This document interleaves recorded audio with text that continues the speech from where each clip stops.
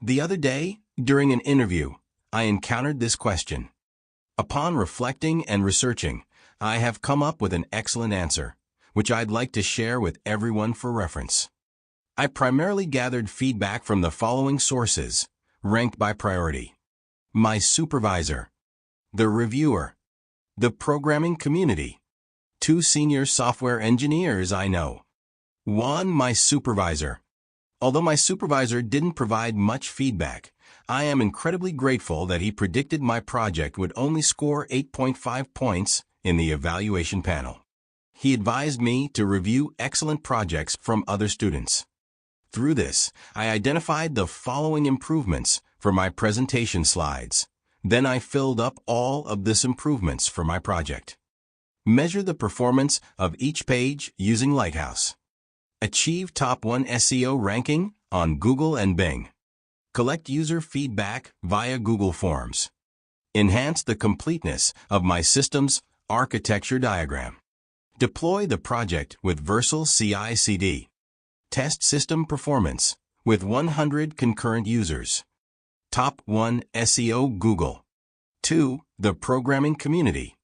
Other than Google Form feedback, I decided to collect feedback by sharing my work in 3 Facebook groups, where I anticipated the most engagement.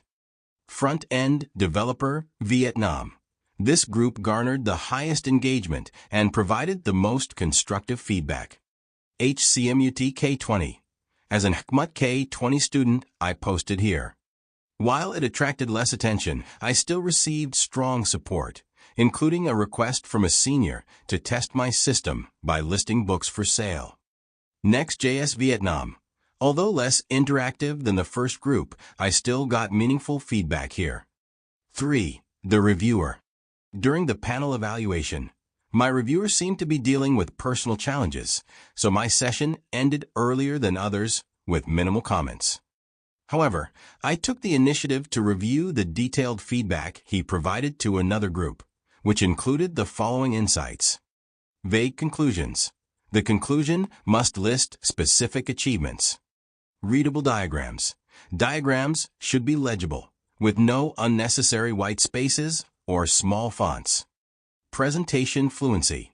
The group stuttered during their presentation, so the professor recommended practicing more. In addition, I was fortunate to take a software project management course taught by this professor. He strongly emphasized the value of projects with real users. Motivated by his advice, I successfully deployed my project, shared it across the aforementioned groups, and achieved over 2,700 site visits and 10,000 page views. As a result, my website ranked number 1 on Google and Bing SEO. 4. 2 senior software engineers. Thanks to the book Never Eat Alone, I improved my networking skills significantly, even though I haven't finished it. Through networking, I understood the importance of incorporating feedback from industry professionals into my thesis. The first engineer, Mr. Tsong, was my former colleague at Altimedia.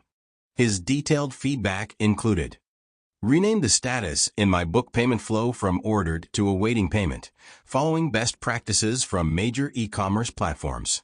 Focus more on functionality rather than testing in the conclusion. I revised my points from 5 bullet points to a single one.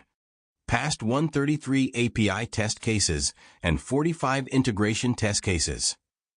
I added: system objectively evaluated via Google Analytics and Vercel Analytics. The second engineer, Mr. Ben, is a Java instructor I admire for his over 10 years of experience in banking projects and his clear teaching style. Since he was very busy, I requested a live demo session instead of messaging him. During the session, he asked me 3 questions, and I answered 2 of them incorrectly. Your ERD diagram only supports 1 voucher per order. How would you support multiple vouchers?